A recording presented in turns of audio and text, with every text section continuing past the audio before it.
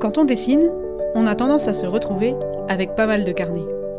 Que ce soit des carnets qu'on nous a demandés en école d'art, parce qu'on a voulu tester un nouveau truc, une technique, une autre taille, une nouvelle marque, un papier différent, ou un carnet qu'on nous a offert, ou qu'on s'est offert parce qu'il est trop beau et qu'on a craqué.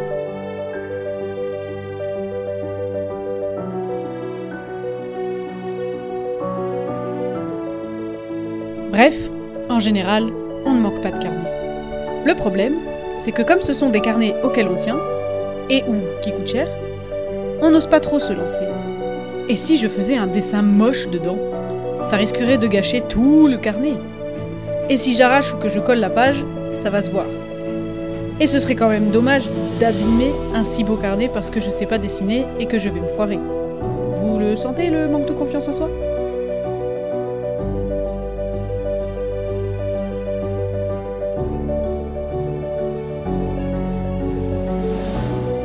C'est un sentiment que je connais bien, et qui ne m'a pas trop aidé pour dessiner régulièrement. Surtout que j'adore les vidéos Sketchbook Tour.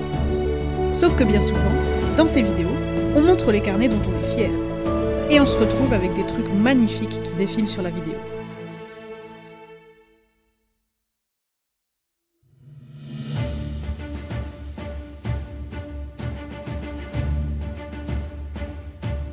Alors c'est super à regarder, hein.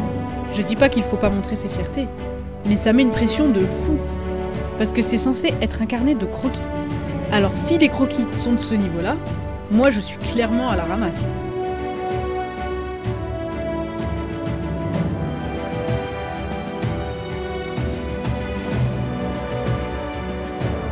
Sauf que non, en fait.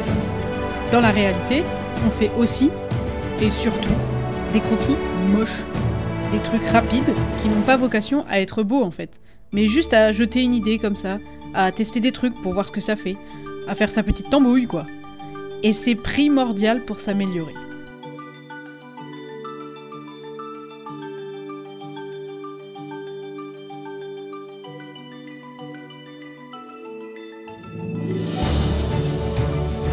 Mais je comprends qu'on n'ait pas envie de gâcher un beau carnet pour ça.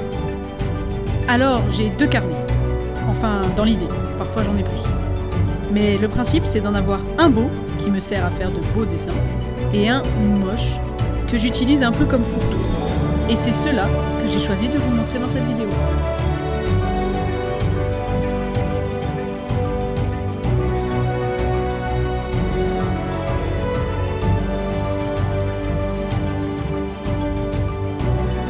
Pour dédramatiser un peu.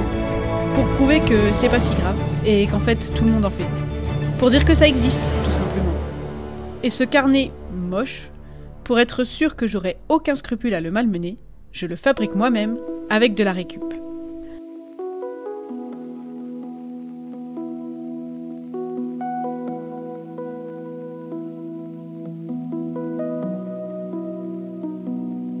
Parce que si vous êtes comme moi, vous récupérez sûrement des tonnes de papier en tout genre qui sont imprimés que sur une face.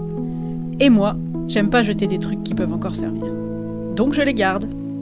Avec mes anciens croquis aussi. Et quand j'en ai une vingtaine, je les plie en 2, je les assemble avec du fil et tada! J'ai un carnet tout destroy que je peux malmener à ma guise sans culpabiliser.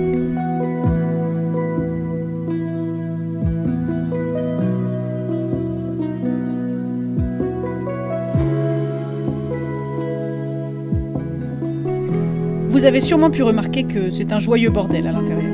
Entre croquis très rapides, recherches pour des projets, scripts, écriture, storyboard, dessins plus aboutis, il y a vraiment de tout. Et au final, j'aime bien. Ça me permet de complètement lâcher prise, de m'en donner à cœur joie pour pouvoir utiliser mes beaux carnets à leur plein potentiel.